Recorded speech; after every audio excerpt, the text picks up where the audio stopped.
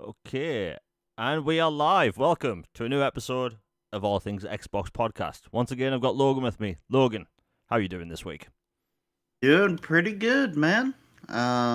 Just enjoying all the weather drama and shenanigans of this time of year. Yeah, I can imagine it being a bit rough over there at the minute with the. It's an election year, so, oof, that's going to be weird. But yeah, over here I've been okay. It's been an interesting week because this past week there's been some news bits happen, and I'd say it's probably one of the first weeks of the year where there hasn't really been much arguing in the community, so which has been nice and refreshing, especially over a long Easter weekend, which has been nice. But before we get into all the topics, which we have a lot of, this past week, Logan, have you been playing anything interesting? Yeah, I've been jumping between Power Wash Sim, the Warcraft DLC, which is really good.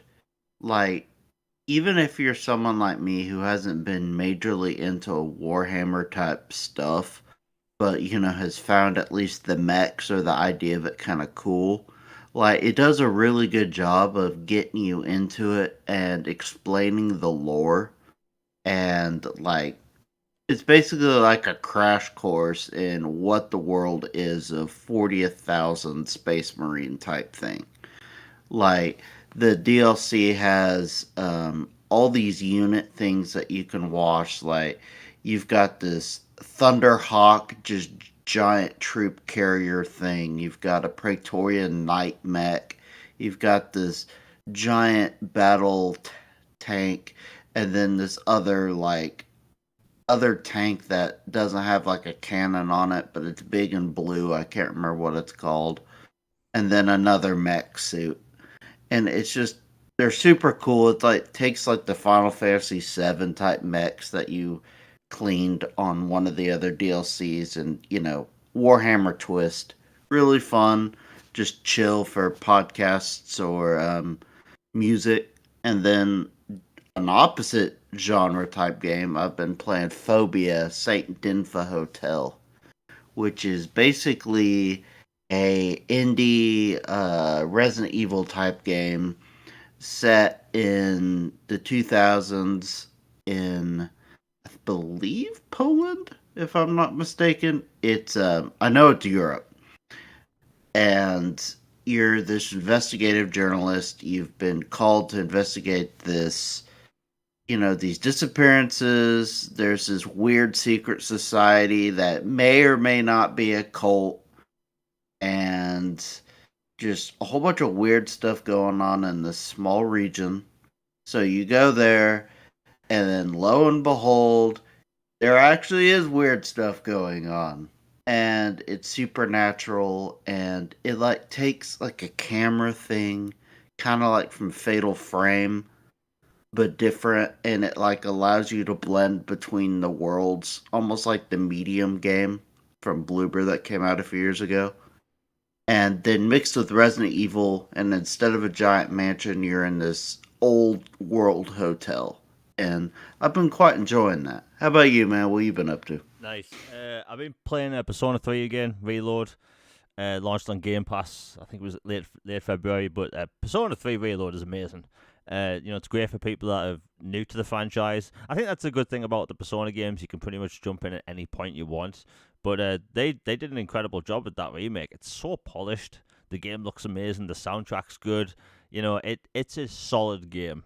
Although I can tell I'm going to be playing this game for months. It's a massive game. One of the only negative about Persona Reload is more of a personal thing. It reminds me of how I used to wear school uniform. So like outside of that, those were uncomfortable uniforms. But outside of that, it's a solid game. Absolutely love Persona 3. And the main one, which I've really been playing, is Dragon's Dogma 2. That game is magical in all sorts of ways. Um, you know, I saw the other day on Twitter, Boomstick, he was on about how he thinks that game's better than Elden Ring. And I have to say, this game is up there. Like, for me, is it better than Elden Ring? No, but I dare say it's close. really close. It is amazing. You know, and I've sort of catalogued my mistakes over the past week since it came out, of what's happened in that game. So, for instance, if people listen right now or later on, there's a very simple mistake people can do, and it will cost people hours and hours of gameplay. When you start up the game, you're given two options: load last save and load save from last inn you stayed at, because you can either stay at an inn or these campfires that are scattered throughout the entire massive map. Well, if you accidentally hit the save load from last inn, basically you could have journeyed for hours, collected materials, you could have fought tons of different bosses, progressed the story. Well, you can completely erase that just by accidentally clicking down and then A. And yeah, I did that yesterday. I instantly lost 4 hours of progress. So it was probably more than 4 hours, but you know, outside of like the small little design mistakes, which I think they can totally fix. This game is probably going to be one of the best games of the year so far. I'd say it may be my game of the year. Then again, it is only April, so but the game is just special. You know, it's one of those games where it has emergent gameplay, where the game developers, they put in a bunch of different systems that react with each other and your characters, and you discover things yourself. There's not much hand-holding in the game. You know, last year and this year, there was a lot of talk by developers of the yellow paint from Resident Evil 4 Remake, and it's also in the Final Fantasy 7 Remake, you know, guiding players where to go. And I understand why those things exist, but we've talked about this before. There's so much hand-holding in games now that when Elden Ring came out 2 years ago, people were surprised. Like, most of the players that bought Elden Ring weren't Souls fans. They weren't fans of From Software, and it was a different experience because for the past, 20 years, 15 plus years, like, games really handhold you. You know, not just the tutorial, but the entire game is explained to you. There's nothing left to the imagination. And this game, it leaves you to your imagination a lot. And just, like, it's sort of obvious that, you know, the glowing spot on a boss is obviously the weak point, right? That goes without saying. But just, like, climbing a Cyclops and then stabbing it in its giant eye will take off a ton of health. The game doesn't tell you that. You kind of know, like, shouldn't that cost the enemy like a large chunk of health? And it does. And I don't know, man. It's like, it's one of those games that people will be talking about for months, and people are sharing the boss battles, because boss battles aren't specifically located in certain spots. They can just pop up whenever. So you could be walking from one place to the next, and all of a sudden, a giant griffin can fly down and attack you, and then an ogre, and you can fight multiple bosses at the same time. So the game can throw a lot at you, but it is amazing. You know, you start this game out, and the second you see a flying griffin, you want to run, because that thing will one-hit you. Well, now, I'm at a point where I actually want to fight these things, because they are...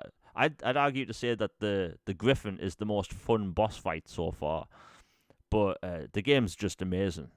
Outside of the small issues, like if it didn't launch with the microtransactions, which I think there was some overreaction about, I honestly think the gaming media would be praising this game more than they are, because there hasn't been much talk.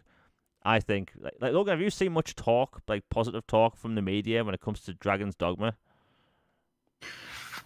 Yeah, like the reviewers and stuff, I've seen a lot of talk, but mainly the media discourse I've heard has been focused on some negative character design approaches, or what they think is negative, or let's see, the fate of Xbox again always hangs in the balance. That has been the discourse and topics I've seen mainly. I haven't seen a lot of Dragon's Dogma, except that it's great, and then for media people, I haven't really heard much. Yeah, it's a weird one, because if this game didn't launch with the microtransactions, which some reviewers apparently knew about, this would be like heralded as like up there with Elden Ring. Now the thing about the microtransactions is that you can actually earn them in game. As far as I know, there's one microtransaction you can't earn, and that's a music pack.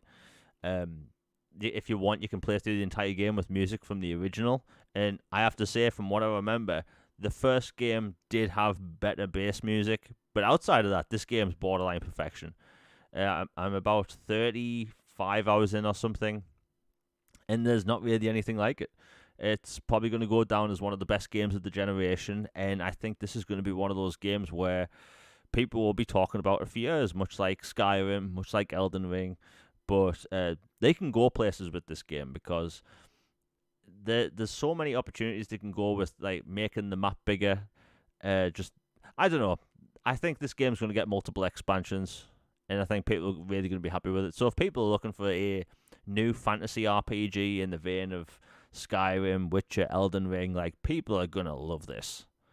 Like outside of the small mistakes I've made, and that's why I've been posting about them, because people can learn from my mistakes. If you avoid those few mistakes, it's going to be an amazing gameplay experience, because we don't get games like this often. Now, another good news when it comes to Dragon's Dogma, it just came out today. Capcom has sold 2.5 million copies of the game. So the game is off to a great start. The franchise is at now over 10 million copies for Dragon's Dogma. So I think this is going to be Capcom's basically their answer to Final Fantasy. I can see this franchise running for decades, and it's just going to get better and better and better. I know you haven't played it yet, Logan, but do you think you'll be picking it up at some point? Yes, this is one I will be picking up at some point. Yeah, it's great, and I've noticed, like, I've been asked a lot, like, what can I compare the game to? And the reason I say it's like Skyrim and it's like Witcher, it's because it's a fantasy game. It isn't like Skyrim. It isn't like Witcher. It isn't like Dark Souls. It's like a weird combination of a bunch of different genres, and you have this really cool fantasy RPG that's the best way I can describe it. It's part Witcher, part Skyrim, a large part of Monster Hunter, and maybe a tiny bit of Elden Ring. But it's just a very hard game to explain. But the whole emergent gameplay thing, and honestly, I think gamers are getting really sick of the hand holding. Like, we just want a tutorial and let us have at it.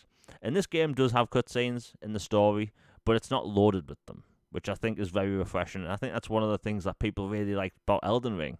Like, it did have a story, but it wasn't in your face, and it's all about discovering things yourself. And I don't know.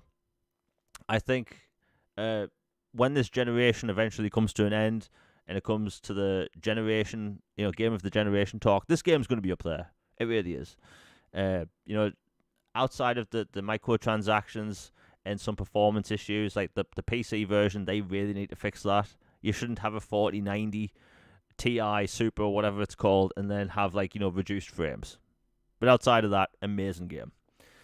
Now, and by the way, we always get told in the gaming media and social media that Xbox gamers don't buy games. Well, in the US, I believe it's been at number 1 and number 2 in top paid games on Xbox. In the UK, it's now at number 3 and number 5. The more premium version is actually the one that's ahead, which is weird. I think people want those extra crystals, but yeah, it's great to see the games having a huge success, especially on Xbox, because, again, people always say gamers don't buy new games.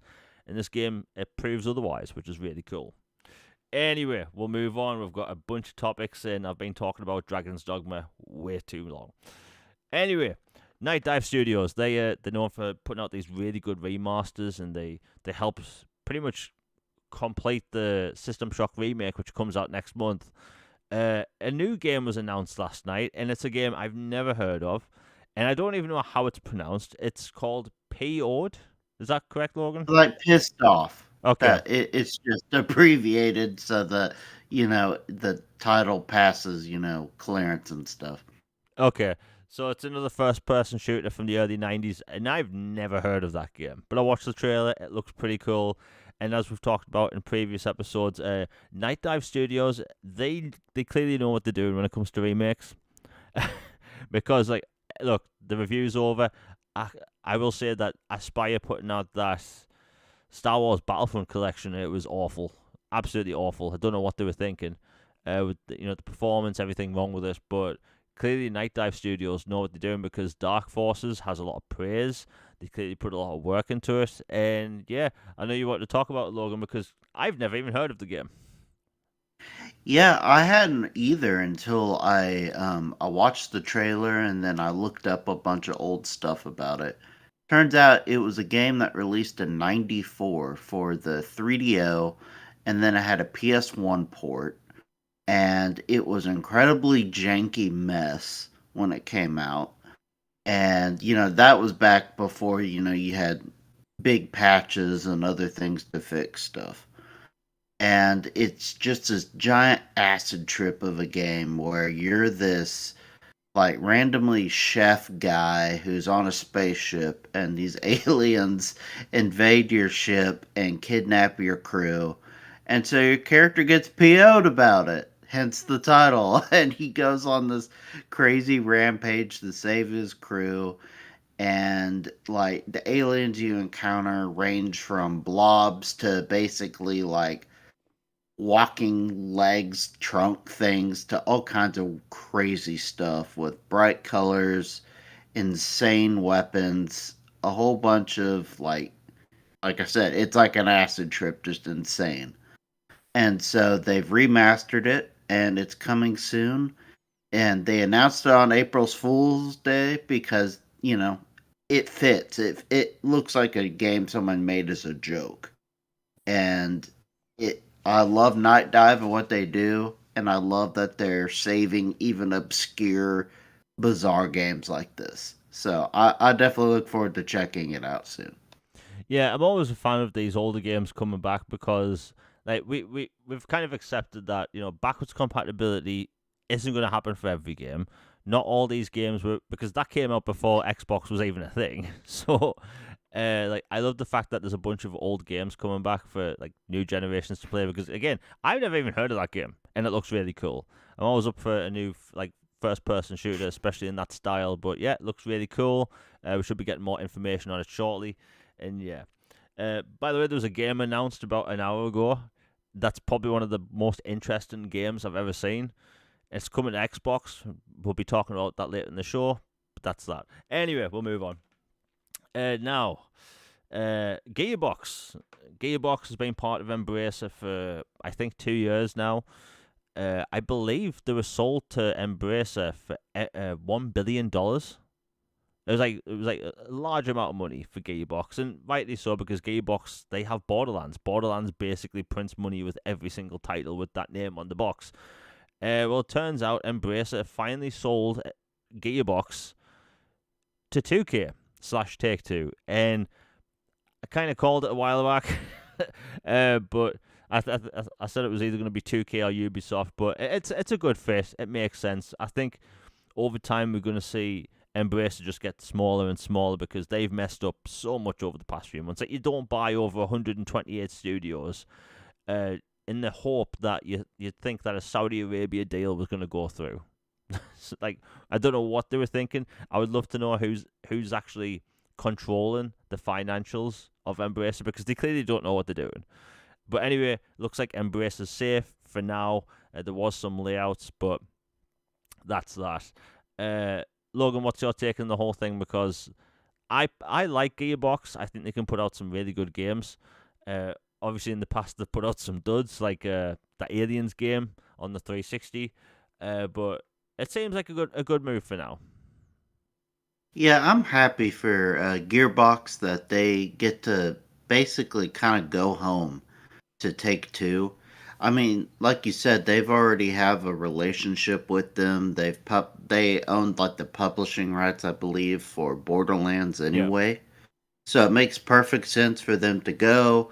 And not only is Gearbox going, but they're taking ownership and transferring over some IPs as well, including, Borderlands, Duke Nukem, um, Brother in Arms, Hell's Highway, like that franchise. And I believe there was another one or two. I can't remember off the top of my head. But several of their franchises they're taking over with them, and they can resume full authority on those. Borderlands 4 was officially announced in the transaction, Oh, by the way, we're Yeah. starting on Borderlands 4, which is a really funny way to confirm a game. And it shows more that Embracer went like crazy all you can eat buffet, and now they're having indigestion about it with all these studios they bought and are trying to, get rid of as many as possible to shore up their financials because they bought it for that price and they sold it back to 2K for basically a third of what they paid for it. Yeah. We had talked about how great their deal was getting Crystal and Eidos from Square for like pennies on the dollar. Well, like almost everything since then has been Yeah. the exact opposite, disastrous for them. So, like Saber being sold for pennies on the dollar, and now this. So, yeah, shame there were a few layoffs, but I'm happy Gearbox is free because yikes. Yeah, Gearbox, they are a great studio out of the few misses they've had, and like they put out like an amazing remaster for the Homeworld titles on PC a few years ago. Um, like they are talented. You know, the Borderlands games, they do have some errors, but like there's not much there's nothing really else out there like Borderlands, and I think Borderlands is just an amazing IP. But yet announcing the fourth game basically in a post like that was a bit weird. But hey, it is what it is. I'm looking forward to seeing Borderlands 4 in the future. And plus, now that they are under 2K, we could probably see Duke Nukem come back. Which, Hail to the king, baby. yeah, I would love if they could get like a Doom like 2016 style game out, which I think they could. And I think it's more than possible now because again, Embracer, they clearly don't put money into anything. Embracer's launched two brand new games this year, and they haven't marketed them. Alone in the Dark and Outcast. They haven't put out any adverts, at least in the UK, for any of those games, and it's crazy. Like as a publisher, they are literally putting out the most games this year. But hey, that's Embracer. They like to mess up. Um, but yeah, we'll move on. You know, I didn't actually have this as a topic, and I've seen people mention it in chat. And by the way, if people enjoying the show, please like, share, and subscribe. It really helps the channel out and the podcast because obviously I do want to grow. And super chats are live if you want anything answered or any of that stuff, and you want to support the show. So Game Pass. So we've got a brand new list of Game Pass games today, and there's one in particular I want to talk about. So I'll go over all the games that's coming to Game Pass in April, and we usually get 2 drops, so there'll be one in a few weeks. But anyway, there's a Corner, and I think that's like a detective game or something. I don't know much about it. There's It's good. I've heard it's good. Lego 2K Drive, that is meant to be really good. Visually, it actually looks like real Lego. We're at a point now where the Lego movie visuals are basically achievable in games now. There's a game called Little Gator Game. That looks like it's going to be one of those games where you can get your achievement per day. The Shadow of the Tomb Raider Definitive Edition. I love that game. And with the Definitive Great game. Edition, yeah, it's a great game. And you get all the tombs, and the tombs in that game are amazing. Like I bought that version back then specifically for the tombs. Like say what you will about Shadow of the Tomb Raider, the tombs specifically in that game are amazing. Next up we have Botany Manor. That's one of these relaxing games. That's also a puzzle game. You also make plants. It sounds weird, but I think people are going to like it. There's PGA Tour, Road to the Masters, and the last game, Harold Halibut. Now, I've been following this game for about 8 years.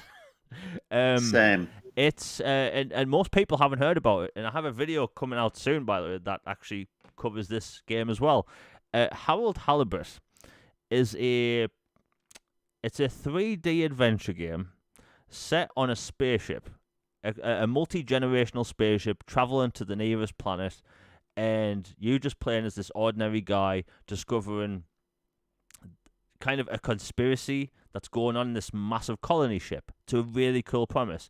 The reason it's been in development for over 10 years is because the entire game has been made by hand. Like, literally by hand, the way you see Wallace and Gromit, like, stop motion. They've scanned everything in the game, the character models, the scenery, everything, literally made by hand into the game. So every single frame in the game, the characters have been moved like that in real time. and it looks phenomenal. Again, I've been following this game for a while. Logan has as well. Like Logan, I know you're looking forward to this as well. And the thing is, most people don't even know about this game. Yeah, this is one of my. We're gonna talk about the state of Xbox down the line in the episode and morale and stuff, but games like this getting overlooked makes me really sad, to be honest, because you and I have talked multiple times on this show about the lack of creativity and how everything feels the same quite a bit. Like, this is one of those games that is like, wow, this is a beacon of creativity, something truly unique and special. Like, you know how difficult it is to handcraft and make all this stuff and then scan it and then animate it and make it all work within this, complex narrative and decisions and all this stuff. And it's got this, European charm to it. And just the whole thing is just super interesting and like almost like a retro futuristic 50s, like you would consider kind of Fallout, but way different take on that kind of thing. And it's just super interesting. I would definitely recommend people go look it up and read more about it. It's a game that frankly I think they should have been highlighting a lot more. Yeah. And yes, this is absolutely it won't be for everybody. It'll probably be like a Pentiment type.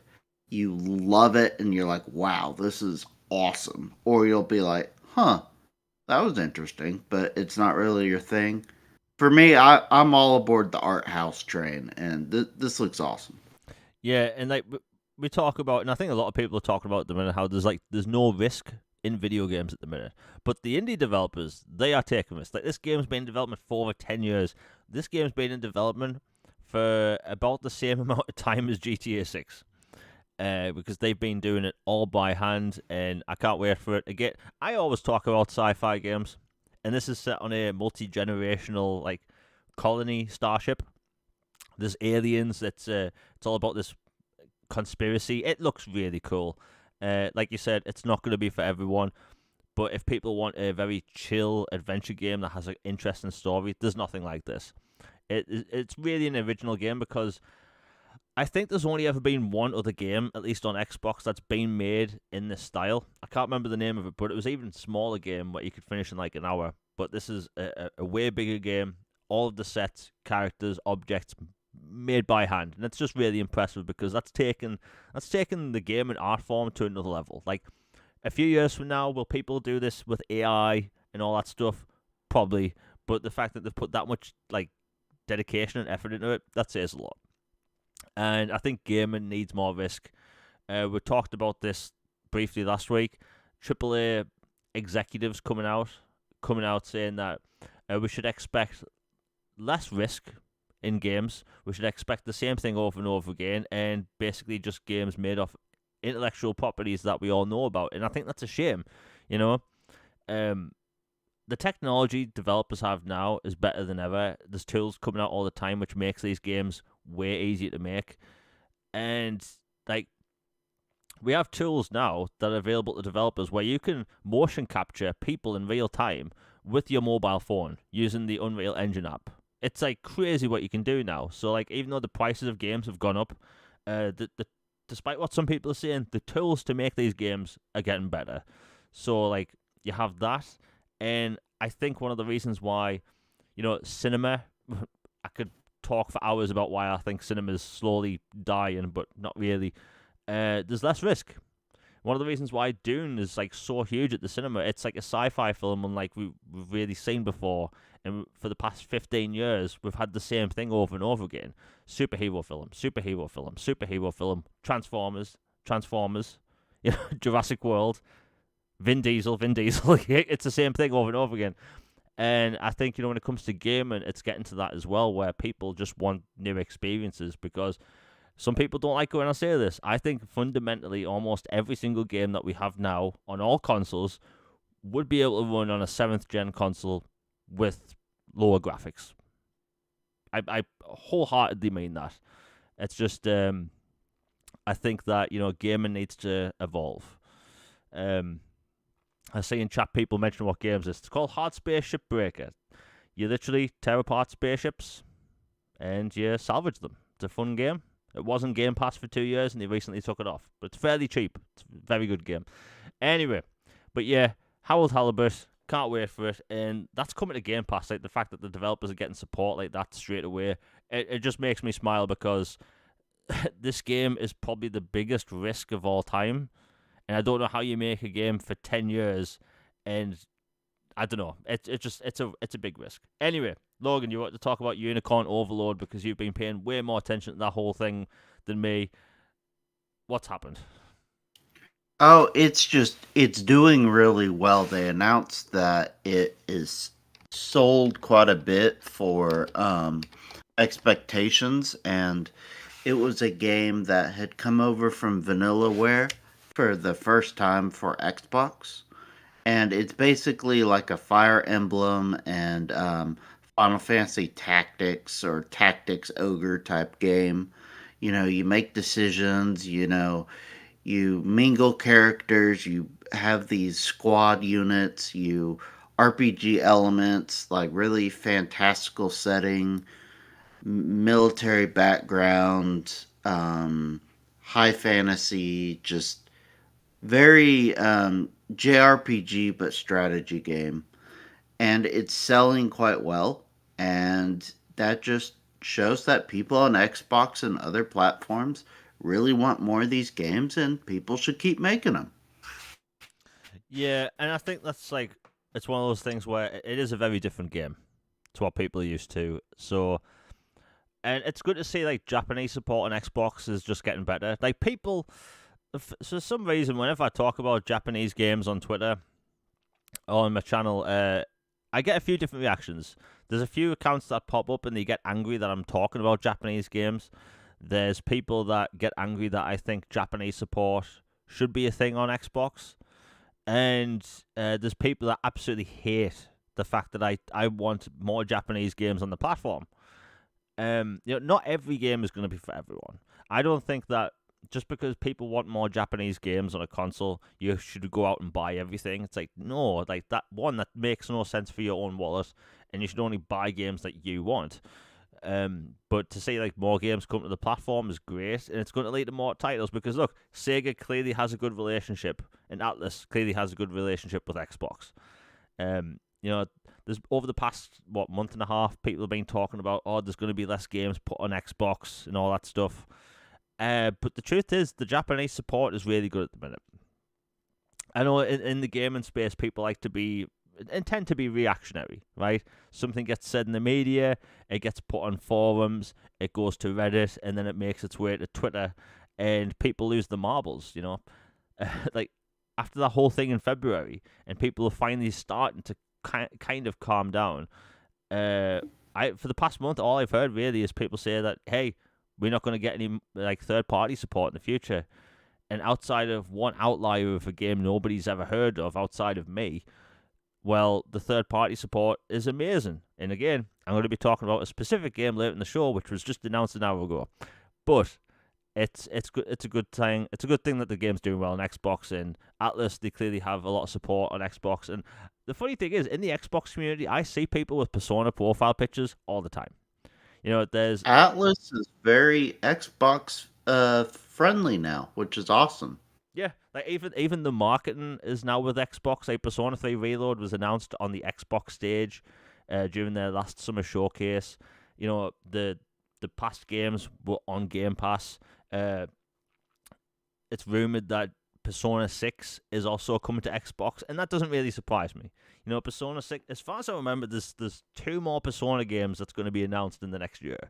There's Persona 6 and there's another spin-off, and they are both coming to Xbox, which is really good. Same with Yakuza. There's a new Yakuza game in development, and it's also coming to Xbox. So it's like, I think we're getting to a point now where people don't have to be worried that much that, is this game coming over? It's just Final Fantasy, really, And while we're talking about this, we'll just move on to the next topic. Final Fantasy, it's arguably one of the most beloved franchises of all time. Personally, 10 is my favorite. Crisis Core may actually be level with it now. I have to think about it, but like Final Fantasy is a huge franchise, and Xbox really hasn't had the best luck, mainly because of the timing. Final Fantasy 13 came out in 2009, 2010, and it kind of split the player base. So the first mainline Final Fantasy game on an Xbox was the one that divided the fan base up, and it was a big deal that was coming to Xbox. And the work Microsoft had to do to get that to come over was ridiculous. And then, 6 years go by, and then Final Fantasy 15, another game, which split the player base, was the next mainline title to come to Xbox. And that game was in development for, over 10 years. It changed several times throughout development. The game that we saw in 2014 at E3 looked nothing like the game we got. But the game sold well on Xbox, sold even better on PlayStation, but again, that was expected, especially with the way the console was at the time. And outside of that, we've had the occasional sporadic game. We had Strangers of Paradise, Final Fantasy Origin coming to Xbox. We had Final Fantasy Type 0 HD, which, if you suffer from motion sickness on any scale, do not play that game because of the way the motion blur works and the way the camera moves. I'm a testament to that. It's awful, and they never patched it.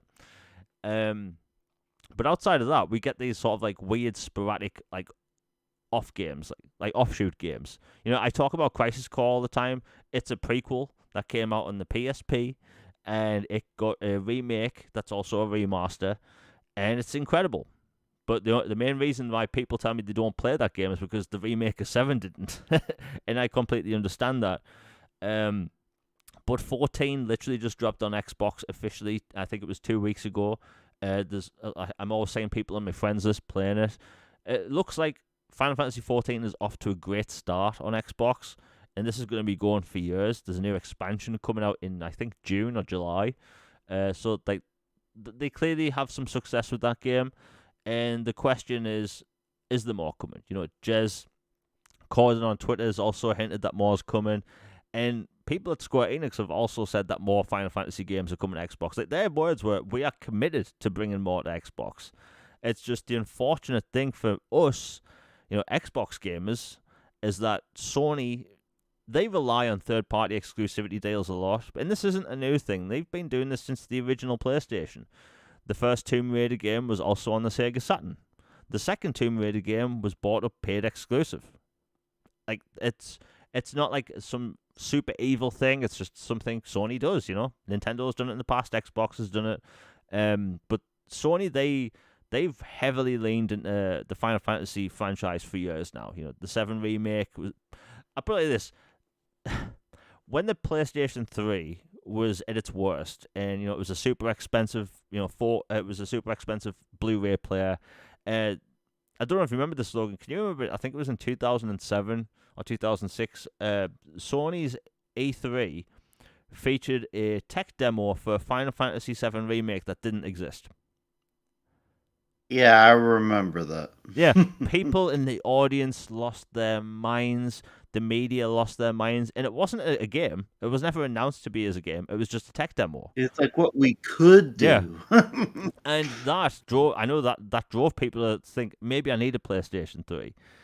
And, they did the same with The Getaway on PlayStation 3 as well. That game didn't exist either, So, like, PlayStation, even though they don't own Final Fantasy, they lean into that franchise a lot. They buy up exclusivity. They pay it to be specifically kept off Xbox. The Pixel remasters are on everything, including Kindle tablets, but not Xbox. These 30-year-old games, which I think anyone could port over, they're just not on Xbox, 16 launched on PlayStation next year.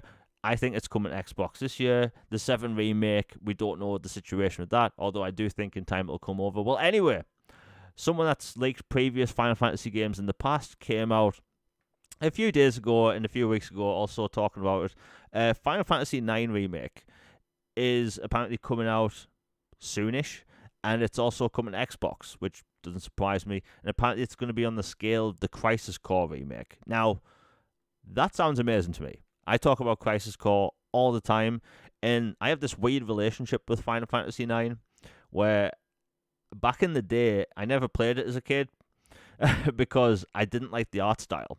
I didn't like that. I think it's called chibi or something. With like the big heads, like it was really off-putting to me. But now, as I've gotten older and I'm now an adult, for some reason that art style doesn't bother me anymore. So like I'm looking forward to it. Like I, even though we haven't seen it yet, I will say this: I'm going to buy it day one because I've never experienced the story. I've always been told it's great, but it looks like it's coming to Xbox, and we could possibly see it this year.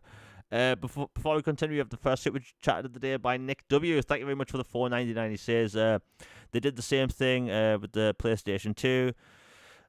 When they showcased the PS2, there was a tech demo for Final Fantasy 8.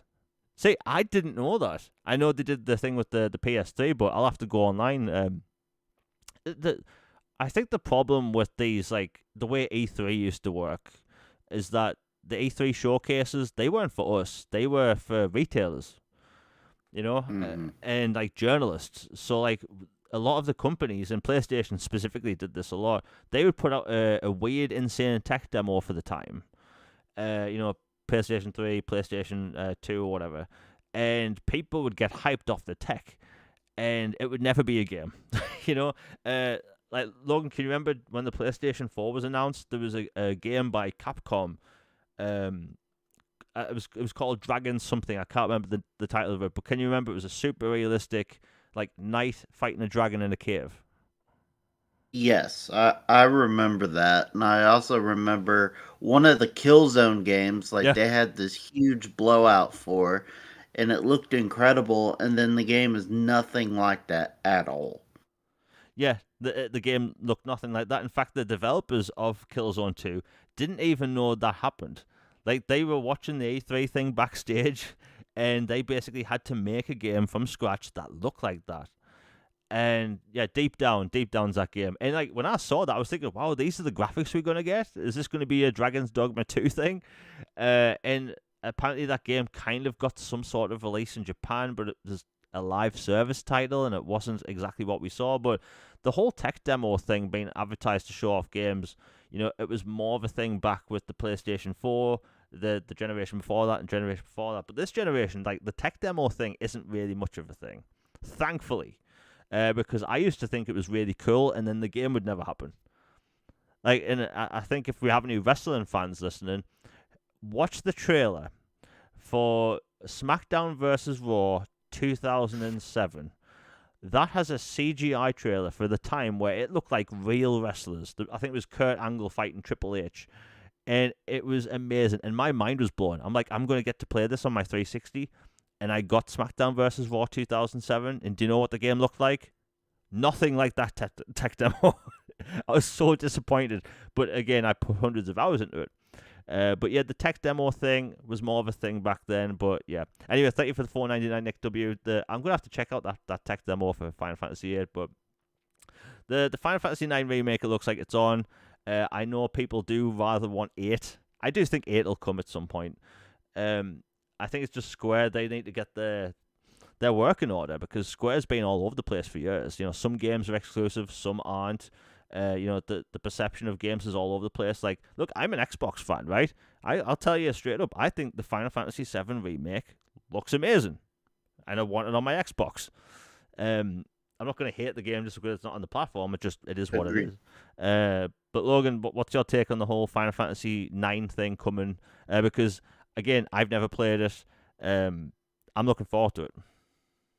Yeah, I'm all for all the Final Fantasy games coming over. Like even some of the obscure ones that weren't as highly acclaimed. Like I'm just bring all the games over possible. And I'd love an 8 remake as well. That'd be awesome. I think Final Fantasy 9 remake is going to do really well. And, for crying out loud, the pixel remaster thing is that should have been done by now. And it shouldn't be that hard. And I reckon we get that sooner than later. And, we mentioned Jez earlier. Like, he even tweeted out something that got me thinking, and I was like, he's right. They said that Xbox would be getting Octopath Traveler 2 in early 2024, and we're almost to summer now. So, where is Octopath Traveler 2? Yeah. I think I'll talk about that quickly because I think some developers they just do that for marketing. So when Outcast 2 was first announced, it said coming soon on the trailer. The Steam page said coming soon. The Xbox Store page said coming soon, and it was a year and a half later it released. uh, Coming soon and early 2020, whatever. I really don't think developers care. It's to build up hype. Like I do not believe those pages that say coming soon or anything like that until it has a release window. So if it says 2024, I'll believe it. But until then, coming soon could mean 10 years from now. Yeah, like developers and publishers will lie about that stuff. It's just hype.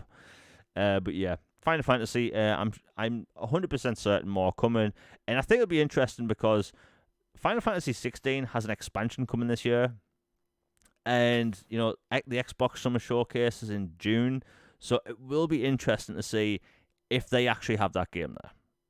And something about Final Fantasy 16, I've purposefully kept away from that game completely just to avoid it. So when I do get it, it's more of a surprise. um, but yeah, I think the news will come, and it will be interesting to see if the Final Fantasy 9 remake, if that's on the Xbox stage as well, because as of now, apparently Sony don't have any deal at all with Final Fantasy 9, and apparently Square doesn't have a summer showcase this year. So, hey, I think good things will come. I'll put it like this: if they weren't committed to the franchise coming to Xbox, they wouldn't have brought over 14. 14 is an unbelievably massive game, not just in file size, but it's a huge game. People will be playing that game for years. The amount of content in that game is ridiculous. So like they wouldn't port over the big one, the MMO, if they weren't going to bring over the other stuff. Although the the pixel remaster thing does confuse me. like like what Final Fantasy 6 turned 30 yesterday or something, and like you can't port over a 30-year-old pixel game. Like there has to be some sort of contracts that's stopping them from bringing them over because like I, I feel annoyed every time I talk about this. Is there a community of gamers on Kindle tablets that have port begged Final Fantasy games? Because if there is, please send me screenshots on Twitter. I want to know if that exists. Like, is the people doing like the fake Kindle art, asking Square to bring these games over, like what we're doing? That'd just be funny to see. But yeah, more's coming. It's just a matter of when, not an if. Anyway, we'll continue. Oh, we had some good news the other day. So Toys for Bob recently left Microsoft. They parted ways, and some people were losing their minds. However, this was a better outcome considering, especially over the past few months, we've seen developers constantly just being let go, studios shut down. Well, it turns out they wanted to continue to work with Microsoft. Microsoft wanted to continue to work with them, and it kind of came out that they're actively working on Spyro the Dragon 4. And for me, that's huge. I loved Spyro the Dragon as a kid, but we didn't get many like mainline Spyro games. As soon as they moved to Logan, what was that game with the toys? Um, toys, Skylanders. Skylanders. Yes. Like Skylanders was huge, and it had a huge player base, but like it was very kid centric. And as soon as they start doing that, like I've wanted a Spyro the Dragon game ever since, and it looks like it's coming. And if you've played Reignited or the Crash Bandicoot game, like those types of games on modern technology are beautiful, like the vibrant colors, the HDR, and all that stuff. I'm super excited for this, and I know like 3D platformers aren't the huge attention grabbing thing at the minute, but like honestly, I'm super hyped for this. What about you, Logan? Oh, I'm super stoked. Like when I got a PS2, one of the first games I made sure to get was the Spyro trilogy, like the original ones on PS1. And I love them. The Reignited trilogy is like an awesome remake of them. And Toys for Bob knows what they're doing. They did a great job with those and Crash 4. So a Spyro 4 from them is going to be just, ace of spades, can't wait. And like you said, I'd much rather them be independent and free and continue to work with Microsoft on a case by case basis or do their own thing than be some shuttered studio just because egos got in the way. So I'm happy they get to exist, get to be free of Call of Duty, but are also making a Spyro game.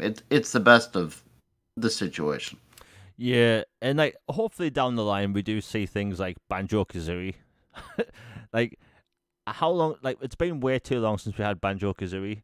You know, as far as we know, Rare aren't doing anything with Banjo, but like Toys for Bob, they clearly have the talent for it, and I think it's something we'll see. I don't think it's like the worst thing in the world. Like some people are acting like this is like the worst Xbox is doing. It's like no, it's fine. Like look at the amount of like external studios like Nintendo works with and Sony works with. It's just a business thing, But hey, I'm looking forward to it. I think that more gamers are pretty much wanting more 3D platformers because that's kind of a genre that died. Like unless you're Nintendo, nobody else really makes big 3D platformers, and it's been way too long since what Spyro the Dragon 3. Like was Spyro the Dragon 3 on PlayStation 2? Um, I, I think the first three were PS1, Wow. honestly. And then there was when Activision got the rights from them, instead of it just being Insomniac, then you started seeing Spyro on Xbox and GameCube and a few other platforms. Just like the Crash Bandicoot games, where there's a whole bunch of just different ones. Okay, so I just checked. You're right. Spyro Year of the Dragon was 2000. Year 2000 on the original PlayStation. Hot Wow, minute. that's old. I didn't know. I could have sworn it was a PlayStation 2, but no. The Spyro 3 is 24 years old. Wow, that's over 24 years old. That's crazy. But yeah, it's been a while, and it's good to see that game's coming back. And I think in the future we'll see Crash Bandicoot 5 or whatever they'll come out with because the last one actually had a good reception. Now, another game coming to Xbox, which was kind of stealthily announced, I think, like 2 in the morning UK time. The Predator game from PlayStation 4 is coming to Xbox. Now, outside of a few clips and stuff, I don't really know much about it. I do know it has an excellent version of the Predator theme. But yeah, this shooter, it's coming to Xbox. It's also going to be on PlayStation 5 natively. And yeah, it's a weird move because this was a Sony published title, funded by PlayStation, I believe, and it's finally coming over. Like Logan, that's crazy, man. Yeah, it's great. I mean, for all doom and gloom Xbox gets, and deservedly so in some situations, they're not the only place that's having some former exclusives go other places now. So, like this is a perfect example. The studio has been hard at work. They're making a next gen version. This will have Series X and S stuff, and there'll be a PS5 version and stuff to go along with continued support for PS4. And yeah, it for those unfamiliar, it's basically kind of like the Texas Chainsaw game or the Friday the 13th game where, there's the predator and then the people trying to fight against the predator. And it's its own take on that, and there's obviously like different modes and things, but that's the gist of it. You've got humans and you've got this overpowered enemy, and just have at it, and that's the game. Yeah, it looks cool. I'll cover it more whenever it comes over or gets closer to release. But hey, that's a big move, and like you said, like the whole doom and gloom thing for Xbox, and I keep putting out the doom and gloom thing, uh, in the podcast thing, saying that it's no doom and gloom. It's like, there was an indie game published by Xbox last year. Oh my, no, it was 2 years ago. About those people on like the road trip, like that went to PlayStation recently, and there was a contingent of people on Twitter losing their minds, saying this is the end of Xbox. It's more third party support, blah blah blah, and it was this like hand painted indie game, and now you have this what third person or first person Predator shooter, which a lot of people hyped up at the time, and it's like it's by PlayStation, published by PlayStation. Now it's coming to Xbox. Do we all of a sudden start talking about it's the end of PlayStation? Like, no, it's crazy. We shouldn't be doing that. But it just goes to show, like, yeah, Microsoft and Sony, they can do the same thing, and the reaction's different on either side. So yeah, people seem happy that the Predator game's coming over, but it is funny to see that the gaming media, they are quiet, super quiet. Anyway, we'll move on. But hey, the game looks cool, and if you like 80s Predator stuff, and plus that's a franchise they really need to do more with. You know, Aliens games are popping off. You have Alien Fireteam Elite, and the strategy game. There's a third-person Dead Space-like Alien game coming out. I think it's going to be announced this year. I can't remember who's making it, but that's specifically going to be aimed at Dead Space fans, which for me, that's great news. But yeah, Sounds awesome. yeah, as soon as I heard some developers making a Dead Space 2 style Aliens game, I was like, I'm sold. I don't even need to see a single frame. I know, just send a check.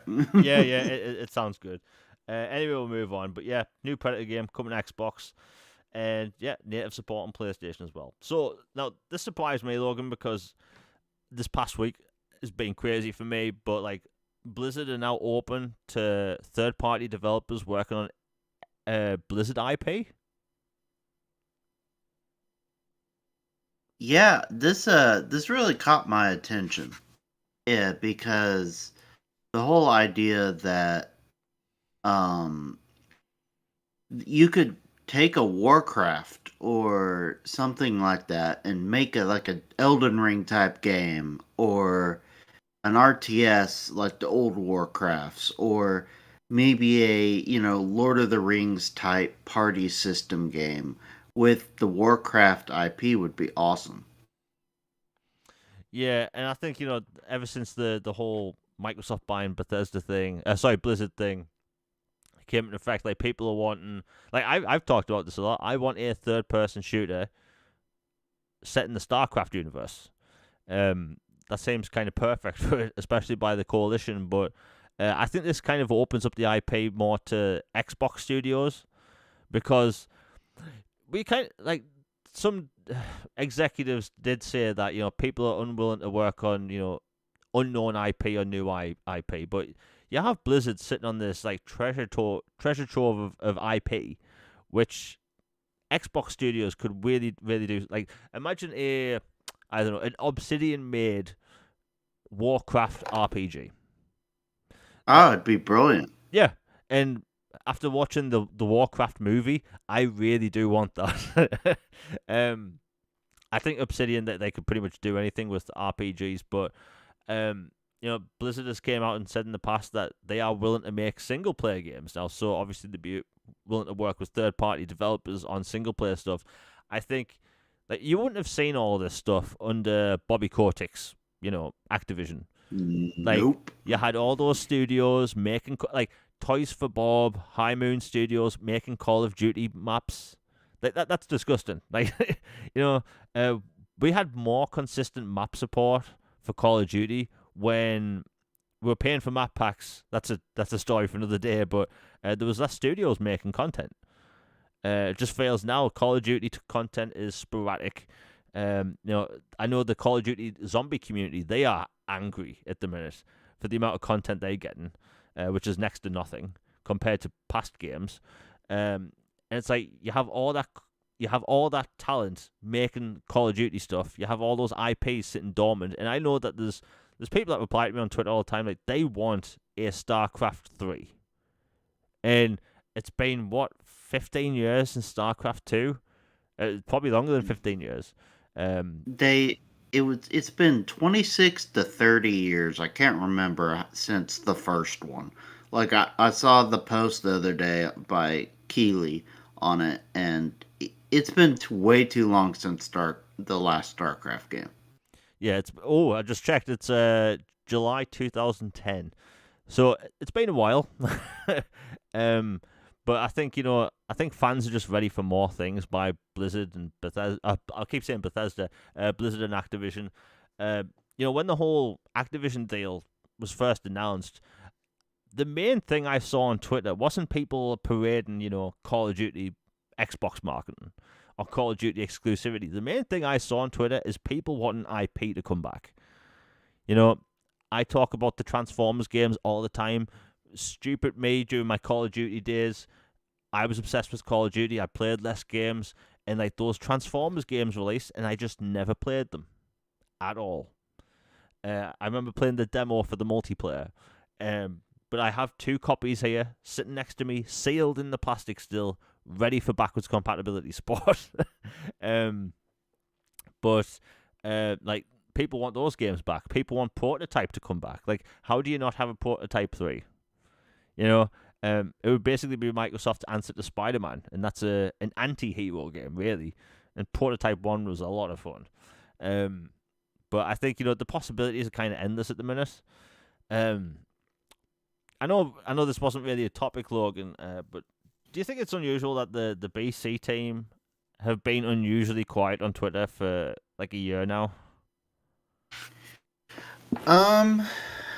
Yeah, I find it interesting because, to me that implies something is being worked on. Of course, this is not a report or anything like that, but to me, if a team goes dark for that long, they're up to something. Like I'm positive that Jason and the BC team or whatever are not, throwing darts at a dartboard or making paper airplanes and running around the conference room. Like I'm sure they're doing something, and whether it's a big BC batch or BC boosts or something related to that or compatibility, like making it to where you can play these older games we talked about like via cloud. Like imagine playing the original Knights of the Old Republic or Ninja Gaiden Black or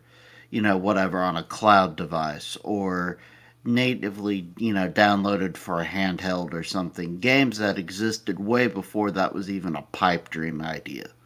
Like I do think they're working on something. I personally really hope it is a big batch of BC games and that we get, Activision Blizzard King games like Singularity, Blur, um, the older Crash and Spyro spin off games, and, some of the other obscure IPs that come from those studios, along with the games that were trapped in legal hell, so to speak, like, Quake 4 or Wolfenstein '09, Return to Castle Wolfenstein, the games that had like 3 different parties owned a right or two to it, to where it made it where it was just sitting there. So hopefully they can get those, throw a life raft to Alpha Protocol and Saboteur, and I'd be thrilled. Yeah, one of the reasons I keep bringing up the whole backwards compatibility team, because every time I mention this, I always get a few people saying the team doesn't exist anymore. They are working on xCloud It's stuff. not correct. Yeah, like they are working on xCloud, but all the games that we play via xCloud, or say backwards compatibility, are getting updates all the time, all the time.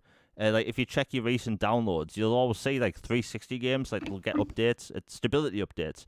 But ever since the whole Activision Blizzard deal, there's been rumors that they're working on more stuff, and it kind of makes sense, right? And it also makes sense that the 360 store gets shut down this summer on 360. So like it's going to be your last time to like buy those games, because if you go on a 360 right now, there isn't actually a lot of games in that store that aren't backwards compatible. I think there's someone counted. I think it's like 240 titles that are currently backwards compatible. Sorry, that are in the store that you can buy that aren't BC. And it kind of makes sense that the Activision deal happened. The store's closing down. Like when that store closed down, you won't be able to play these games anymore digitally if you don't own them. Singularity, for instance, I think in the UK costs £16 digitally. But like when the store shuts down, you'll only be able to get that via a disc. And if you've tried playing secondhand discs, they are scratched. Like, Logan, I don't know what it's like in the US, but if I go to a used game store, the 360 games are like scratched to hell. Yeah, you're at the mercy of what the previous owner's lifestyle was like.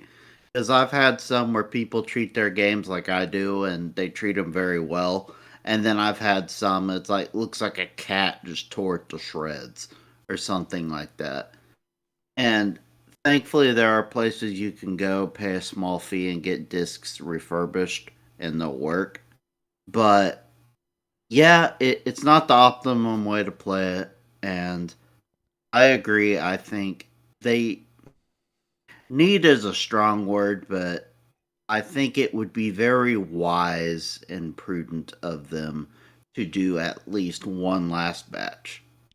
If nothing else, morale for the Xbox community, which is another topic, I think it would help a lot. It'd be a positive, massive dopamine rush of a whole bunch of classic games are now available and playable.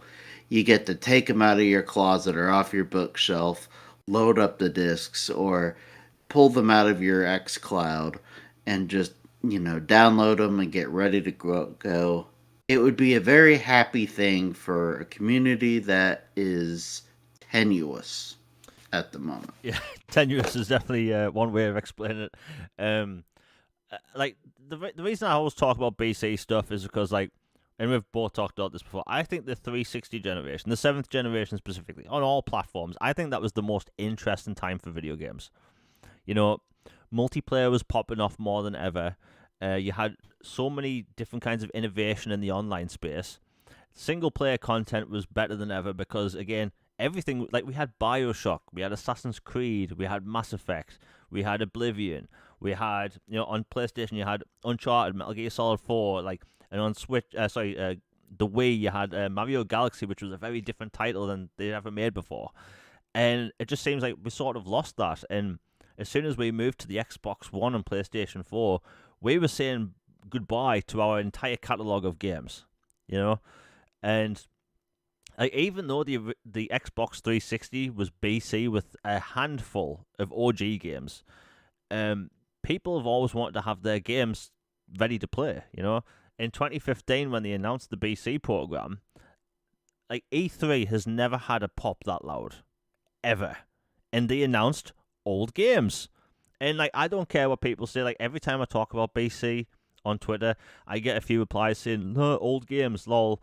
Like, I've never understood the concept of saying to someone, hey, you should buy your games, but you shouldn't replay them. That is the dumbest thing in the world to me. Like, I have Deus Ex Human Revolution sitting right next to me. I bought it. Shouldn't I be able to replay it? Fortunately, I can. But, like, we should have that for everything. And granted, I know for licenses, it's a bit of an issue for things. The main game I always get asked about is NCAA football 07 or something, 05. Ice Cube's chance. Yeah. Not happening. Yeah, that game's never happening. I always get asked about a specific NASCAR game. That game is also never going to be backwards compatible. But, like, for anything else, like, a Singularity, or I always wonder why Star Wars, The Clone Wars, Republic Heroes is the only 360 Star Wars game that isn't BC. And I can't figure out why. Yeah, that's an odd one. Yeah, and I'm not including Connect titles because we know all that stuff, but, like, that one specific game, a side-scrolling platformer, isn't BC, and it's Star Wars. Really? But who knows? I think it's because I'm really obsessed with the Clone Wars at the minute, and I want some video games. But hey, it looks like we're going to get more games, and wouldn't that be, like you said, the morale boost? I think, I'm putting this out there. It's what? It's April 3rd, 2024. I 100% think that we are going to get a BC list at their summer showcase. It's the good news. I think that's some good news people want, and we'll go into the whole morale thing. I think the Xbox fan base in general is amazing. Right? I think the Xbox community can be amazing. I've met some amazing people online. But unfortunately, being gamers can be very reactionary. Yeah, there's not like some invisible line in between being critical and whining, right? there's not like some little marginal line. They're two completely different things, and I think it's healthy for all of us to be very, be skeptical of Microsoft, but also be skeptical of all other companies. People. Oh, sorry. Before we continue, we have a new super chat by Nick W for $1.99. He says, "I want Eternal Sonata. It's not BC." See, that's another Yes. thing. Like that comes from a generation where like there were so many like JRPGs and Japanese centric games that just aren't BC, and I can't figure out why. Like maybe there's some licensed music in the credits. I found out recently that the main reason why Medal of Honor 2010 may not be backwards compatible because of one song in the credits. Like, oh come on! Yeah. And I talk That's about so lame. I talk about that game all the time because if people like first-person shooter campaigns, Medal of Honor 2010 is bloody incredible. It's incredible. It's like a film. It's like watching a war film, but you're part of it. But Eternal Sonata, like I've seen a lot of people want that one. Magna Carta 2 is another JRPG that should be, and it's not. Yeah, and then you have all the games that got delisted. Like, Logan, what was that Japanese Ubisoft game that got delisted a few months ago? Gosh. Enchanted Arms. Oh, I can't. Oh, Enchanted Arms. Yeah, right. Yeah, Enchanted Arms. Like that got delisted for no reason whatsoever. It had no licensed music, from what I've been able to tell.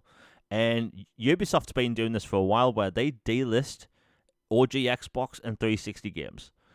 As far as I know, there's one Prince of Persia game left on the store that you can buy. That's the Forgotten Sands, and you can buy Splinter Cell Blacklist. You can't buy the other ones, from what I can tell. And it just keeps getting delisted. I don't understand this, but like Eternal Sonata again, Nick W, thank you for the $1.99. Like that game gets asked for all the time, and I know some people may get annoyed that I talk about BC games a lot, but like the 360 generation resonated with me pretty much more than any other generation. Like the indies, like the indie generation for me, that's when it popped off. We there was multiple films based on that generation. Indie Game the movie, it's a great watch, and indie games were really popping off. Multiplayer for Call of Duty was unlike anything we've ever seen before, and that really made multiplayer mainstream on console. Like more than the original Xbox, we had a store where you could buy games digitally, which was crazy at the time for a console. But yeah, like I think people want more, and I think it's okay for people to want more, but I just think it's a shame that we live in an age where if you want an older title to come back or get BC or something, you have this contingent of gamers that say lol old games. Like, come on. Really? Is that where we're at now? I don't like that. I'm going to play my old games and I'm going to like it. Hell, I'm sure pretty much everyone listening, and I know Logan knows this, like, I'm obsessed with the Mass Effect trilogy.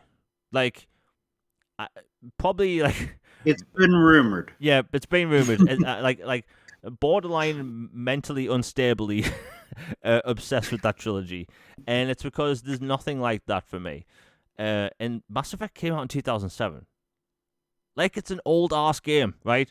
And I love that game more than anything. Like, that's my favorite game of all time. And it's old. I love that game, but I know every single issue with the original release. The engine was so early on with Unreal Engine 3 that two characters can't speak at the same time because it would break the engine. So next time anyone's replaying the first Mass Effect game, you'll never hear two people speak at the same time. It's because the engine just could not do it. And I know like all the intricacies about that game, and again, it's an ancient game. I don't have a new favorite game and I latch onto it and I make that about me. Like, no, Mass Effect 2007, ancient game. I tell people to play that still, and it's 2024.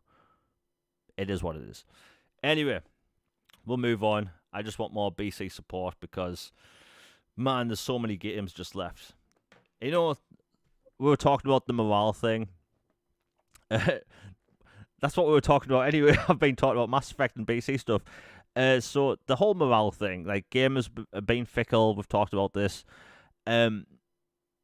I think that, maybe with all the rumors that's been happening this year and people's reaction to the rumors in general, and like the games that have gone over. And like, look, I think Phil Spencer has done an incredible job for Xbox.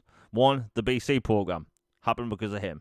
Xbox basically being a thing is a thing because of him now. You know, Don Matrick basically threw Xbox into a grave, right? Phil Spencer was handed keys to a sinking ship, and he had to upright it. Game Pass was a huge success for Xbox, and Xbox has been in this weird position because the digital era became massive last generation. And Phil Spencer said in interviews, and he's right, like more people more than ever bought their games digitally last generation. It's convenient, so people are latched into their ecosystems, and Phil Spencer doing the whole, we're going to put these games on other platforms. We've talked about this before. I think Microsoft's issue isn't the hardware. It's not the games. It's not the features. It's messaging. That's all it is. It's all it ever has been for a long time now. Microsoft's messaging is their weak point. Before getting all that, Microsoft have more first-party games in development than their past 2 generations combined. Right? Their first-party output in general is going to be better than ever. Their Japanese support by third parties is better than ever. So it's like, this isn't a doom and gloom, like, Xbox is going away thing. I think that Phil Spencer really needs to rein in the messaging, because we don't hear, the head of PlayStation in interviews all the time. We don't hear people from Nintendo in interviews all the time, doing podcasts and all this stuff. Phil Spencer, as an executive, like the head of like one of the biggest divisions of the biggest corporation on the planet, talks too much. And with that, you get mixed messaging. You have him saying 1 minute, these 4 games are going to be the only games coming over. It's not any indication that other games are. Fair enough. Gamers retreated. We're like, okay, we get this. Fine. Those 4, we get it. And then 10 minutes after the podcast go live, he's in an interview where he says, hey, maybe more come over in time. Again, mixed messaging. And recently, he was in an interview where he was talking about the third party. And by the way, people's reaction to this was a bit over the top. He was talking about how Microsoft's pivot in the third party space. Microsoft has always been a third party in some capacity since they got Minecraft, right? Minecraft is on everything, literally everything. Call of Duty is a multi-platform franchise, and that really made people like confused again. Like, so is Xbox going third party? And if you go to your favorite PlayStation creator on YouTube, look at their thumbnails. They are talking and putting the logos for all these Xbox games like Gears of War, Halo coming to PlayStation, because it gets clicks and it's clickbait. Because there's nothing to talk about on that platform other than the PlayStation 5 Pro. Boring, really. Anyway, people are confused about the mixed messaging thing, and I think Phil Spencer, he's done an incredible job for Xbox. He needs to talk less. He really, like, Logan, before we talk about the whole morale thing, like, do you think Phil Spencer does way too many interviews to the point where it does cause mixed messaging with fans? I'm kind of torn on it, to be honest. Like your obsession with Mass Effect, like, I'm an info junkie. Like, I love news, I love information, but it does eventually come to a point where you can kind of get a little oversaturated and a little overloaded with way too much information floating around. And especially when, how do I put this kindly? Some of the stuff that gets thrown out there isn't taken as intended, or people just don't comprehend it.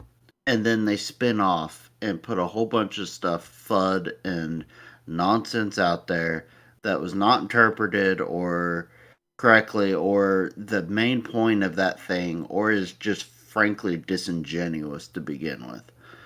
And I think their heart is in the right place, Xbox Phil, that, hey, I'm going to go out there, I'm going to try to talk to the constituents, basically, make him like a political figure. I'm going to go talk to my constituents, I'm going to, talk to my supporters and say, all right, this is, what we're thinking about doing, keep you updated, stuff like that. Like, on one hand, I really appreciate it, And I think the gaming industry, for the most part, has been way too secretive about stuff. Like, they treat game releases and behind the scenes details, transactions, other things like there's some government black site classified information like national security risk type stuff.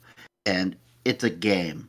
It's not that. And so, on that aspect, I do appreciate the transparency. I like being informed. It feels good to be informed.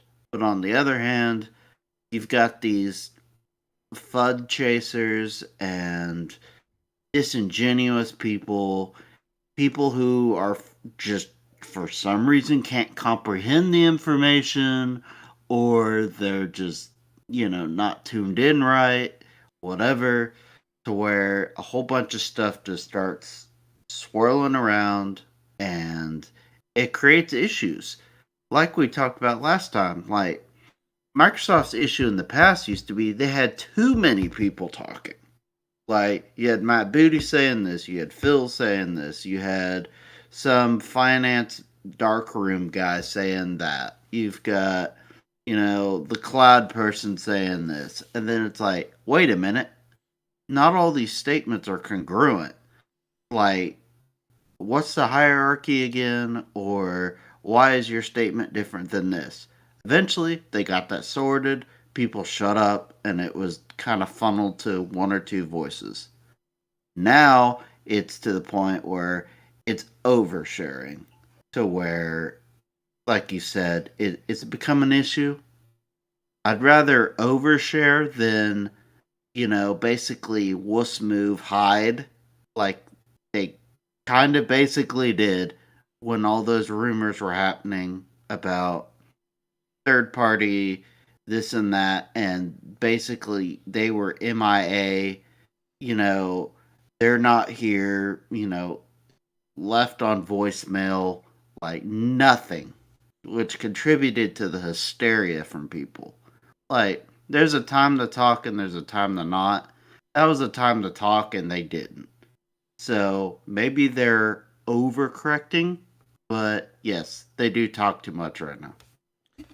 Yeah, I don't want people to get me wrong. Like, I think Phil Spencer's done an incredible job, and like whenever I see people online talk about Don Matrick doing a better job, it's like no, just no. Like, That's insane. yeah, like the dude nearly ended the entire Xbox brand. They pivoted towards making entertainment.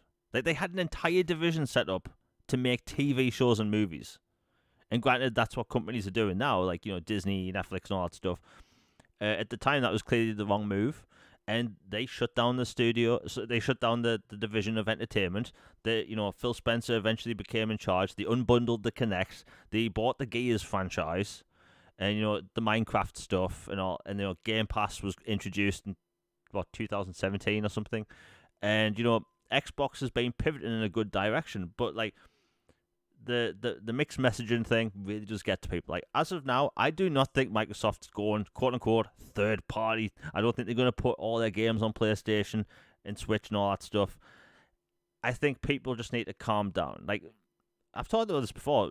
Pieces of hardware cost billions of dollars to R&D and make. You do not spend that much money if you don't have incentives to buy the consoles, and those incentives are exclusives. They have exclusives in development. There's exclusives coming out this year that haven't been announced yet, and I think people just need to calm. And when it comes to the whole morale thing, I will say this: Microsoft tend to have an unlucky week at the beginning of the week. So some bad news or a reaction to something will happen on a Monday and Tuesday. That'll last throughout the week. And then all people are doing over the weekend is, rather than spending time with family or friends or playing games, they're arguing on Twitter about what's happened in the previous week. And it's tiresome. And I think if anyone from Microsoft's listening, put out one piece of good news. Just one piece of good news to get morale up. Because, look, Microsoft have more first-party games in development than ever before. They have interesting pieces of hardware, which we'll talk about in a minute, in development. They aren't following the last generation, how should I say, roadmap of mid-gen refreshes. Game Pass is in a great place. Everything on the Xbox side is great. It's just people take sales numbers from Europe, which makes no sense, and they apply to the overall Xbox, ecosystem, and they take the whole mixed messaging thing and they run with it and say Xbox is going away, blah blah blah blah blah. Microsoft need to put something out good, just a positive piece of news. That's all they have to do. It doesn't have to be something big. The other day they put out a Blue Dragon dynamic background, which was really cool. But they Made people happy. Yeah, made people happy. But they need to put out something that's just good news. It doesn't have to be some E3 level thing. It just has to be something positive. I keep talking about games coming out this year that they haven't announced yet. Like the Oblivion thing is happening, right? Are they saving that for their summer showcase? Yes, but maybe something, just something. Could be the BC stuff. It's just that when the morale is this low, I scroll through my feed and it's people doom and glooming. But if you give these people something positive, they switch. Like we've all seen that meme, right? Xbox is back. Xbox is dead. Xbox is back. And it's the whole seesaw going back and forth of like good news, bad news, good news, bad news. Xbox is back. Like go back to before Christmas, before any of these rumors happened. Like what was the state of Xbox then? Microsoft had more Xbox thriving. Yeah, Microsoft they had more games in development than ever before, right? They had Activision in their slate. All these games would be coming to Game Pass. So what's changed between then and now? Realistically, all of that's still happening, but 4 games are going to PlayStation. 4 games I bet most people complaining haven't even played. Sea of Thieves is a huge game. It's not a system seller. It's not in the top charts anymore. It's a popular game that Microsoft clearly maxed out their sales potential on the platform. I talked about this even before the rumors happened. Like that would be the main game to go multi-platform. It makes sense as a live service title.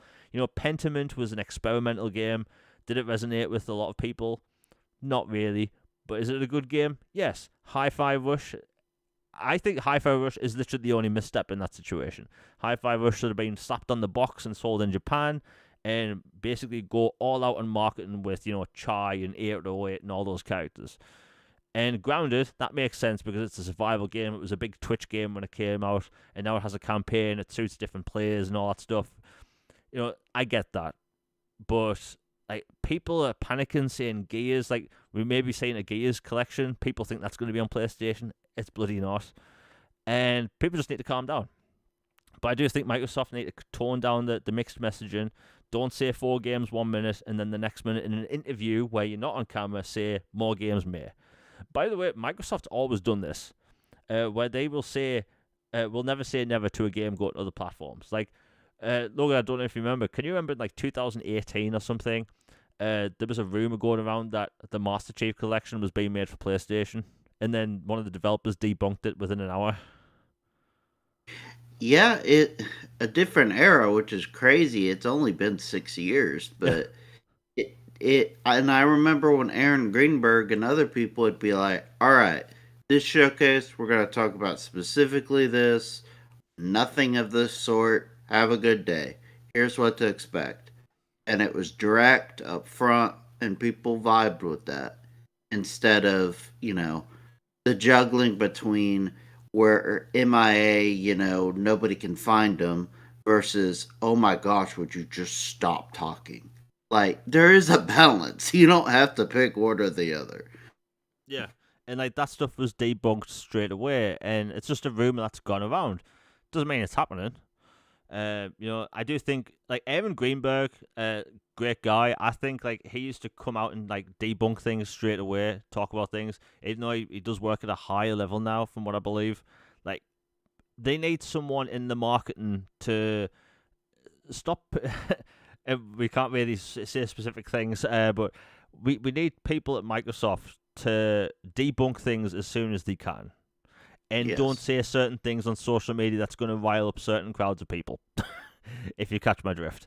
But outside of that, like, Xbox is in a great place, And before we talk about the hardware quickly, I want to talk about the Xbox bashing. Xbox has always been bashed since the early 2000s. There's people in the mainstream gaming media that have hated the fact that Microsoft entered the console space. There's people that you will see on Twitter every day that are huge in the gaming space actively hate Microsoft and Xbox. There's huge content creators with millions of subscribers that have a huge reach, a reach that I could only dream to have. These people actively want Microsoft out of the console space. They want a monopoly, but they don't want Microsoft to have it. They want PlayStation to be the only thing, and it shows. It really does show. And like every time you see a huge content creator do a reaction to an Xbox show, even if the game that's being shown looks really good, they'll look disappointed. You have someone from Easy Allies wonder if Indiana Jones is going to PlayStation. It's like, your job is to report and know these things, and you're watching an Xbox showcase, and then you're asking if it's going to be on PlayStation. How do you get paid for that? And it's like, it's been going on for years. So you have these reviewers, and like, next time a game comes out that's even marketed with Xbox, go to Metacritic and look at the amount of reviews on each console. Microsoft could have a marketed game, and a lot of review outlets will request the PlayStation version because they are a PlayStation guy or girl, and it's been going on for years.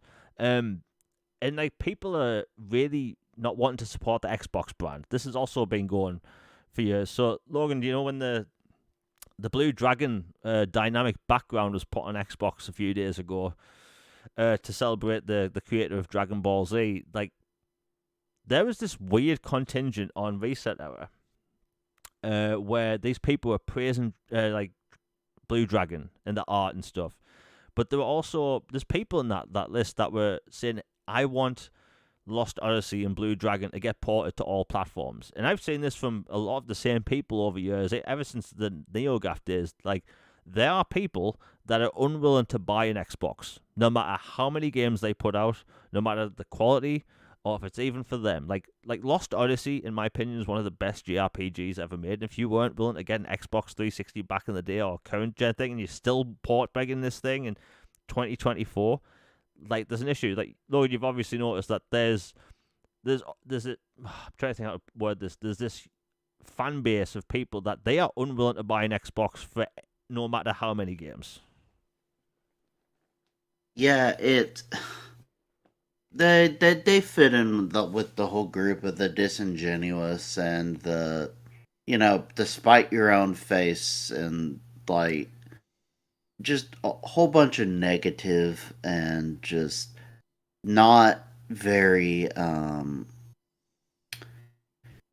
what's the word, it's just not authentic. It's like, you either really want this, or you just, you don't. They act like the bird that's waiting for the worm, like the baby bird sitting in the nest and waiting for the mother bird to come and drop the worms in their mouth. Like, they don't want to do anything about it. They don't want to, but they're just gonna chirp and scream about it all the time instead of addressing it. Like, if you want to play them so daggum bad, buy an Xbox. I mean, or, you know, request your favorite studios or publications make games like that.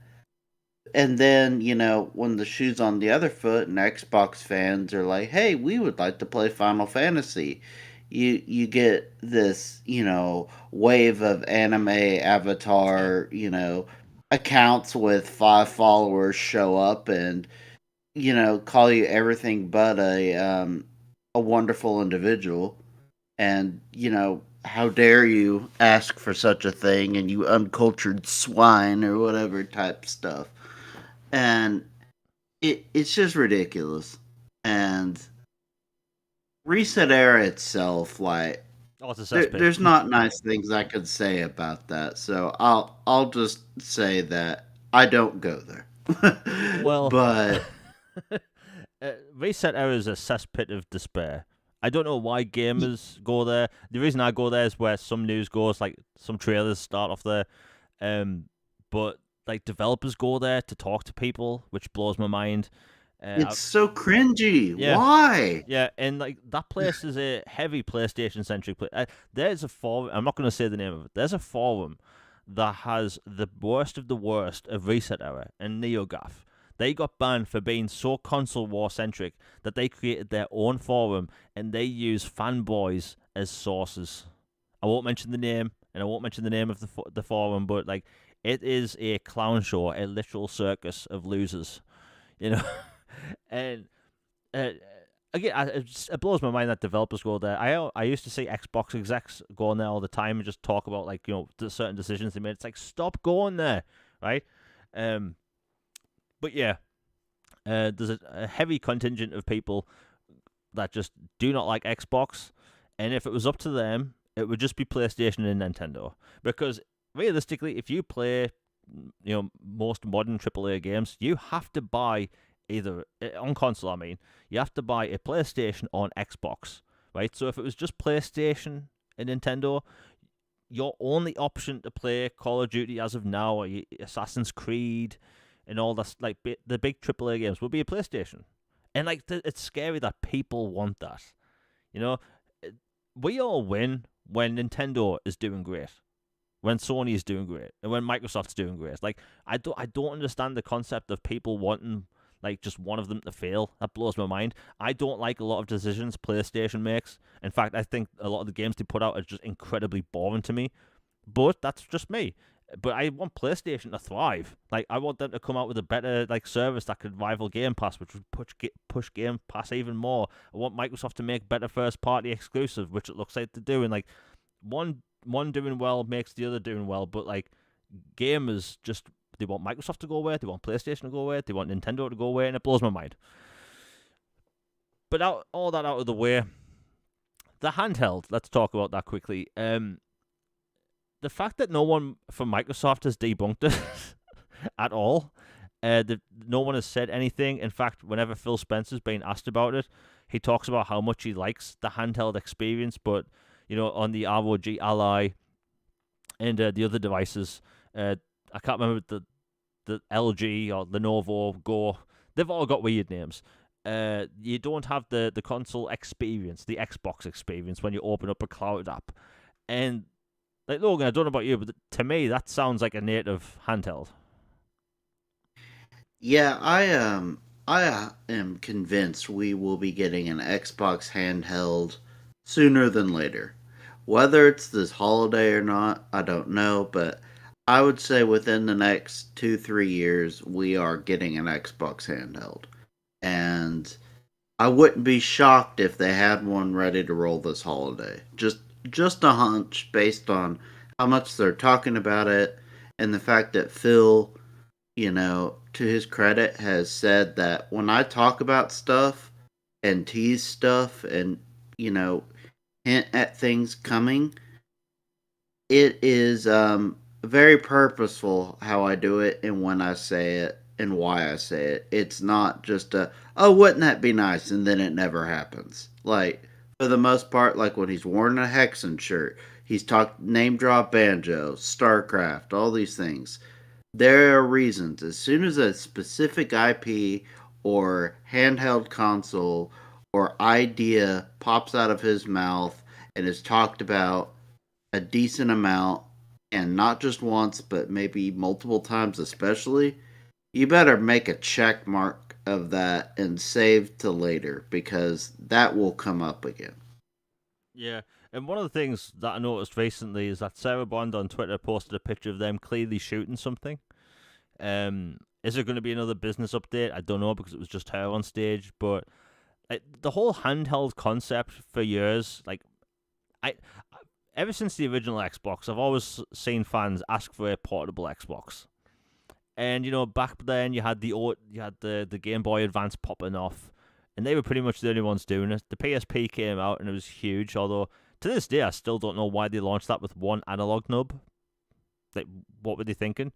The 360 generation came along, and I saw people wanting an Xbox Boy, which was the name going around on social media at the time. The Xbox One, like every single generation, there's more people wanting a portable, and I've always thought it's crazy for people to want a portable console if you're not Nintendo. The Steam Deck coming out clearly changed people's perception of console hardware or portable hardware. It's the Steam Deck and those other machines are basically answers to expensive laptops. That if you wanted to play PC games on the go, your choices were carry a massive PC with you or buy an overpriced gaming laptop. And gaming laptops are stupidly priced. Like, Oh, and thermonuclear too. yeah, Like you would burn your lap off if you had it on there more than 30 minutes. yeah. Like I used to have a Dell laptop that was like really good, and for some reason it played games at like 60 frames whenever I wanted. The bottom of that thing would burn my legs. Like those things get hot, the overpriced, but like the Steam Deck came along and proved that you can have a portable PC solution that won't melt your legs and it won't break the bank. And what's this? It's popular, to the point where all these other companies start making Steam Deck like devices. The ROG Ally's popping off, the Lenovo Go. People like it also has detachable controllers like a Switch, and you could plug these into TVs and use them as PCs like a Switch. And like now I'd say there's clearly a demand for portable gaming. So like it does make sense for Microsoft to get into that, sector. And people have wondered, can you fit a Series S into a handheld? I'm no structural engineer, although I do know the laws of thermodynamics. I do know that the power draw from a Series S is like fairly high. But if you can get that on a ROG Ally and there's even more powerful handhelds coming out, I 100% think it's happening, and I do think it's happening this year. I know, like you said, it could be like 2 years or whatever. I think it's all over the place. Some people think it's this year. Some people think is it a next gen handheld? We just don't know with the the advances of AI technology. But it will be interesting to see what happens because at first I thought I don't need a handheld console. I only play games on my couch. But the more I think about it, when I was a kid, I mainly played my Game Boy on the couch. So it's like maybe I want Yeah, that. Pokemon. Yeah, Pokemon, and maybe I want that nostalgia. Maybe I want to play. Let's be honest. It's all about Mass Effect. I want to play Mass Effect in my hands. In the Series S version of Mass Effect is really good, by the way. It's I think it's 1080, 60, or 4K 30, and it looks amazing. And it's amazing how I could also make every topic about Mass Effect. But yeah, I think that's coming. Obviously, I don't think Microsoft's going to announce the next gen hardware now. I think announcing next gen hardware 2 years before launch would be catastrophic. But like they're clearly shooting something now that we like. If they were teasing the summer showcase, they wouldn't do that now. But it does look like something's happening. Anyway, Logan, have you got anything else to say on the handheld before we change topics? Because there's one quick thing I want to talk about. Oh, I had a question for you. Yeah.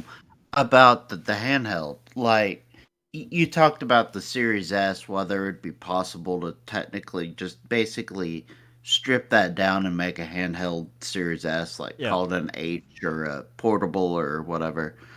What if they couldn't quite do an S, but it would be more like a halfway point between like an Xbox One X and like a Series S, or just like an Xbox One X or something like that.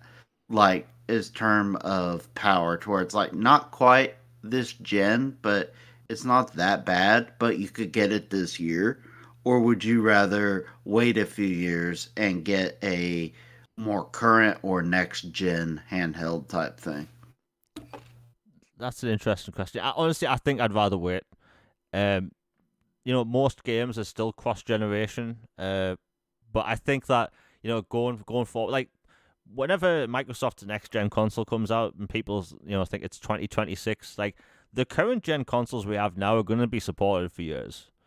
There's multiplayer games coming out years from now which are going to be on Xbox Series consoles and PlayStation 5.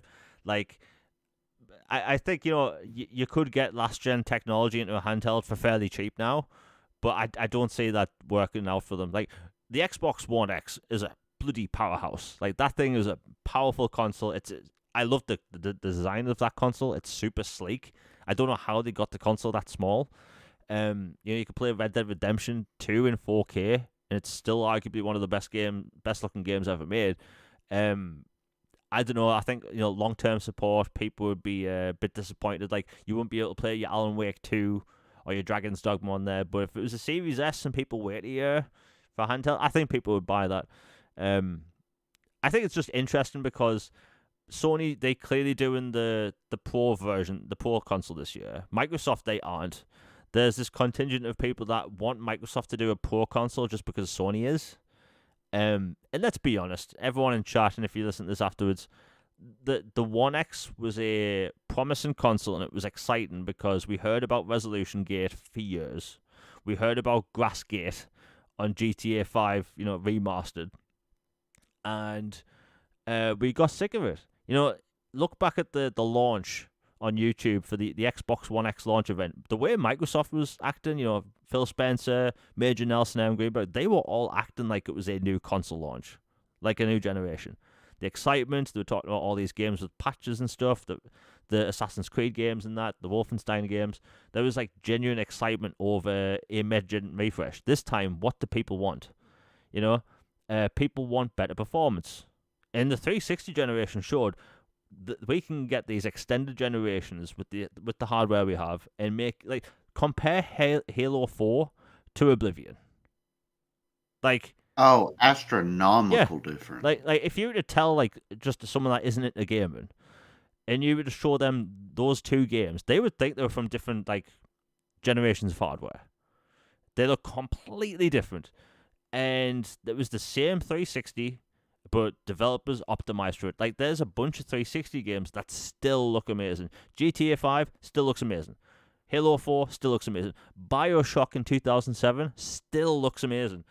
And I think this generation, we just want better optimization. I don't see any excitement over a Pro console just because it's not needed. The PlayStation 5 is a powerful console. People may joke about it being weaker than the Xbox. The truth is they are still powerful consoles. Developers have way more to get out of them, but they're just not. And I think that, last generation, putting out a more powerful console meant we were getting 4K, and there was a massive amount of games that got 4K enhanced because developers were excited to use the power. This time around, they're not using the power we even have, which is crazy. The consoles we have now have a bunch of AI tools which don't even get used. Ray tracing gets pushed way too much, I think, and it sacrifices performance. So it's I don't see people don't want a Pro console. They want better performance. So it's developers can use the tools we have now and optimize, or we can slap on extra hardware and hope for extra frames. And guess what? That PlayStation 5 Pro, no matter how powerful it is, it's still going to run GTA 6 at 30 frames. Do you know why? Because then a generation later, they can sell you the same game at 60 frames. That's what's going to happen. Shark cards, baby. Yeah, shark cards, the remaster. We're probably going to see 3 different remasters for GTA 6. It's crazy. And, before we close out the show, I've been hinting at a game throughout the entire show that's been announced 2 hours ago. There's a game coming to Xbox, and it was just announced literally a few hours ago, coming to Xbox, called Jump Ship. And it is arguably one of the best looking games I've ever seen in my entire life.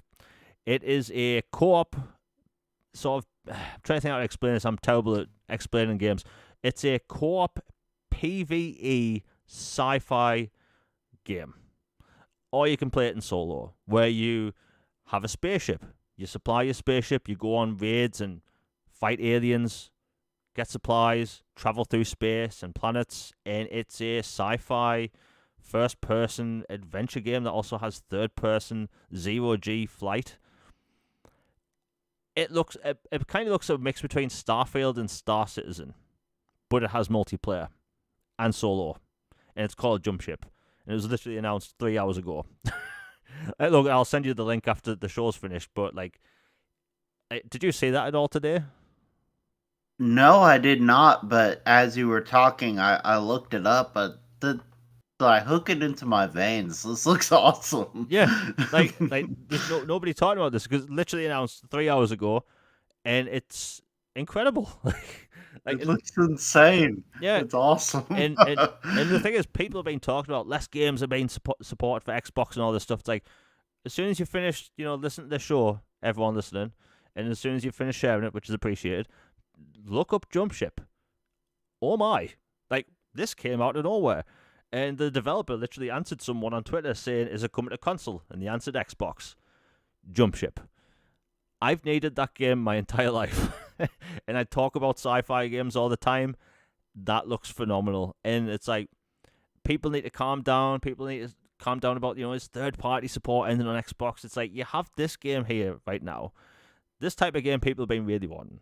Again, it combines elements of Starfield and Star Citizen, and you can play it in solo or co-op with, I think they said four friends.